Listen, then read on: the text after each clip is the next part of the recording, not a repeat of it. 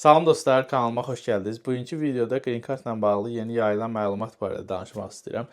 Deməli, keçən həftə Amerikada bir Brown Universitetində, Rhode Island əyalətinin Brown Universitetində bir atışma oldu və 2 tələbəni öldürdü bu keçən həftə və sonra məlum oldu ki, universitetin bir professorunun da evində öldürüb və sonra həmin cinayətkar öz evində ölü tapıldı. Cinayətkarın adını, soyadını, məlumatlarını öyrəndikdən sonra məlum oldu ki, bu cinayətkar 2017-ci ildə Amerikaya Green Card vizası ilə gəlib. Green Card barədə məlumatlı olmayanlar üçün deyim ki, Green Card Amerikaya gəlmək üçün olan yollardan, legal olan yollardan biridir və loteriya şəklində olur.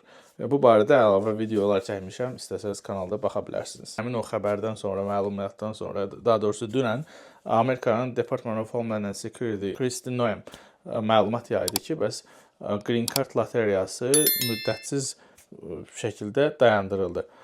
Bu əslində rəsmi olaraq deyil, çünki bunu Trump imzalamalıdır, ondan sonra olacaq. Trump da hələ imzalamayıb, çünki Trump keçən həftənin 5-ci günü, keçən həftə, bu dünəndir, məzuniyyətə getmiş kimi bir şey oldu, çünki sağollaşdırma ilə bayramını təbriklədi. Ondan sonra çox güman ki, yanvarın 5-nə kimi yox. Amma mən inanmıram ki, Trump da bu xəbərə, belə deyək də, bu qadağaya qarşı çıxsın. Çünki Trump elə 2017-ci ildə New Yorkda atışma olanda, işçi terrorçuları tərəfindən New Yorkda olan atışmada və 8 nəfər ölmüşdü, səhv eləmirəmsə. Bunda elə ilk özü demişdi ki, bu Green Card loteriyasını ləğv eləməli, çünki həmin terrorist də Amerikaya Green Card loteriyası ilə, yəni DV1 ilə gəlmişdi.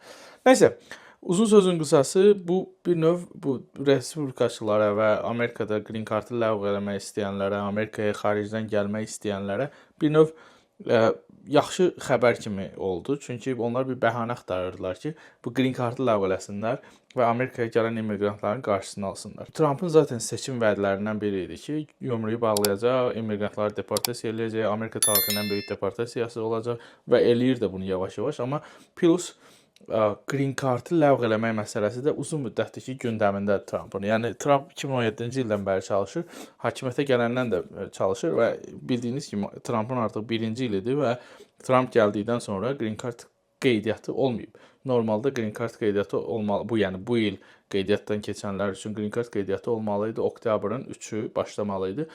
Bəzi o həftənin gününə görə dəyişir, bayrama falan görə, bayram yox, həftə günlərinə görə dəyişir.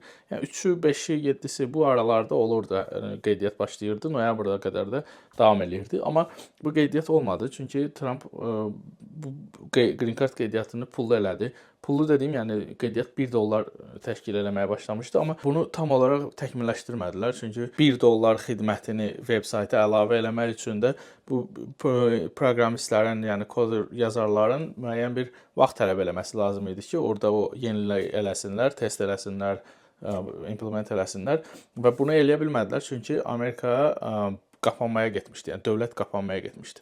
Belə deyək də, Amerikada maaş alan işçilər dövlət tərəfindən maaş almadılar. Belə bir şey dünyanın heç birində yoxdur ki, müqayisə edeyim. Yəni təsəvvür elə ki, sənə zəng gəlir ki, sabah işə gəlmirsən, çünki maaş yoxdur. İstəyirsən gələ bilərsən, işləyə bilərsən, amma maaş yoxdur. Yəni bu şəkildə içi aeroport işçiləri daxil, yəni çox az işçiləri çağırdılar və dövlət işçiləri poçtdan, aeroportdan başqa demək olar ki, bütün dövlət işçiləri işləmədi. Nəysə, həmin müddətə düşdüyü üçün veb-saytda o $1 təkmilləşdirib qurtara bilmədilər. Bunun üçün də bu veb-saytda heç bir xəbərdar olmadan, heç bir yenilik barədə məlumat verilmədən veb-saytda sadəcə uzadıldı. Biraz Google-dan məlumat aldı, biraz da o müəyyən o bürokratların danışıqlarından belə başa düşüldü ki, bu həmin o qapanmaya görədir. Qapanma da 40 günə yaxın çəkdi. 40 gündən də çox oldu, səhv eləmirəmsə. 40 Amerika tarixinin ən böyük qapanması idi bu arada. Yəni bu müddətdə heç bir yenilik olmadı veb-saytda. Sonra açılandan sonra dedilər ki, biz veb-saytın üstündə işləyirik. Zaten yəni bu yaxınlarda açıldı, noyabrın sonunda açıldı. Bundan sonra da yəni heç bir şey olmadı, heç bir şey yenilik olmadı. Veb-sayt olduğu kimi dururdu. Nə bir xəbər var, nə bir warning, yəni bir məlumat veriblər, nə bildirim veriblər, nə heç bir şey. Yəni veb-saytda heç bir Green Card-la bağlı heç bir dəyişiklik yoxdur. Hətta bu barədə bundan 2 video əvvəldə də danışmışdıq. Bu bir növ bəlirsizlik yaratdı. Yəni çünki Amerikaya gəlmək istəyənlərin əksəriyyəti Green Card vizasına başvurur və leqal yolla Amerikaya gəlmək istəyənləri nəzərdə tutur və gəlməyə çalışır. Bu yəni çox böyük şansdır əslində. Bu barədə məlumat yoxdur. Plus üstünə də bu belə bir hadisənin olmağı bunlara bir bəhanə verdi ki, ilk fürsətdə Green Card-ı vurdular.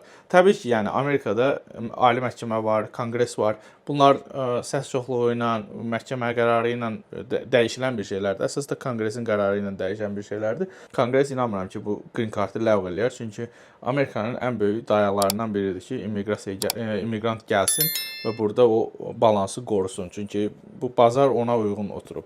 Yəni bura yeni insanlar gəlməsə, Amerikada inkişaf eləmək, yəni Amerika inkişaf eləməyəcək kimi gəlir mənə. Təbii ki, yəni hər şey mümkündür, dəyişə də bilərlər, amma Trump tək başına Green Card-ı ləğv eləməsi mümkün deyil. Sadəcə bu barədə məlumat vermək istəyirəm ki, yəni Green Card ləğv olunmaq məsələsi yoxdur. Müddətsiz olaraq dayandırılıb, amma ləğv olunma məsələsi elə bir xəbər yoxdur. Sadəcə Azərbaycan saytlarında da gördüm ki, Green Card ləğv olundu yazılıb, Green Card tamamilə dayandırıldı. Belə bir şey yoxdur, yəni heç bir yerdə yoxdur. Hətta yəni bu Homeland Security-nin bu nazirin sözündən də belə heç bir şey yoxdur. Zaten Green Card qeydiyyatı yox idi. Yəni dayandırılan bir şey yoxdur. Bu məsələ bir dənə məsələdir ki, üzümüz bayrama gedir. Bu barədə yenilik yanvarın 5-nə kimi tam olmayacaq. Yeniliyi necə bilə bilərik? Məsələn, hal-hazırda aktiv şəkildə vizaya çağırılan insanların, məsələn, kimsə Green Card udub və vizaya çağırılır Gürcüstana ya da ki, Türkiyəyə, Ankaraya, İstanbula harasa.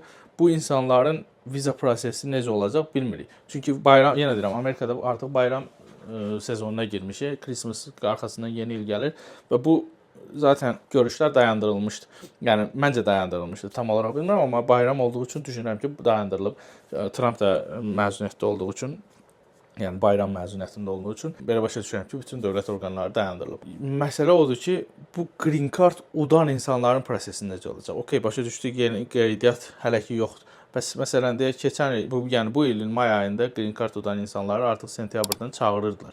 Bu proses necə olacaq? Ya da ki, Green Card-ı əlində olub, hələ Amerikaya, daha doğrusu vizası əlində olub, hələ Amerikaya girməyən insanlar necə olacaq? Ya da ki, Green Card-ı ola Amerikaya gəlmək istəyən insanlar necə olacaq? Yəni ölkədən giriş-çıxışı necə olacaq? Yəni səyahəti necə olacaq? Üzr istəyirəm. Çox möhkəm xəstələnmişdim, onun üçün də keçən dəfə video çəkə bilmədim. Daha doğrusu 2 həftə video çəkə bilmədim.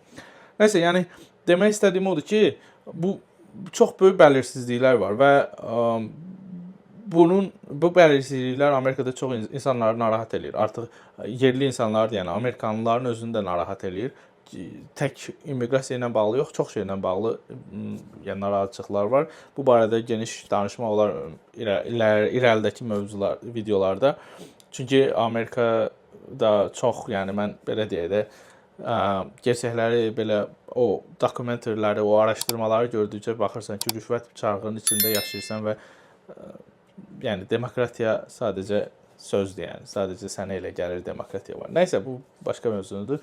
Mövzudan çox kənara çıxmayaq. Sadəcə demək istəyirəm ki, Green Card ləğv olunmayıb. Bu gün, yəni dekabrın 20-si 2025-ci ilin məlumatını deyirəm və böyük ehtimalla yanvarın 5-nə qədər də heç bir məlumat olmayacaq və ondan sonra çox güman ki, müəyyən bir müddətə uzadılacaq, amma yenə də bu Trumpın əlində və ya hər hansı bir prezidentin əlində olan bir şey deyil. Buna konqres qərar verməlidir, məhkəmə qərar verməlidir. Bu, yəni uzun çəkən bir prosesdir ləğv olunmağı, amma inan ki, Trumpın əlində olsaydı zaten 2017-ci ildə Green Card-ı ləğv eləyərdi, amma eləyə bilməyib. Çalışıb, amma eləyə bilməyib. Yəni bir növ pis xəbər odur ki, Green Card müddətsiz olaraq, Green Card qeydiyyatı müddətsiz olaraq uzadılıb. Yaxşı xəbər odur ki, Trump onu ləğv eləyə bilməz. Amma başqa bir pis xəbər yox, bəlirsiz bir xəbər var ki, Green Card udub vizaya çağırılanlar necə olacaq? Green Card-a görüşə gedənlər nə olacaq? Bu sualdır. Əgər fikriniz varsa, rəylərdə bildirməyi unutmayın. Çox maraqlıdır mənə də. Bəlkə kimsə daha çox məlumatı var. Kimsə yəni Amerikada tanışı var ya da ki, hərdansa daha dəqiq məlumat eşidib. Rəylərdə yazın, mən də oxuyub məlumatlı olum. Hər hansı bir sualınız varsa, hər hansı bir məlumatla və ya video tövsiyəsi olaraq nəsə bildirmək istəyirsinizsə, zəhmət olmasa rəylərə yazın. Videonu bəyəndinizsə bəyənin və əgər Kanala abunə olmamışsınızsa, kanala abunə olun ki, dəstək olun.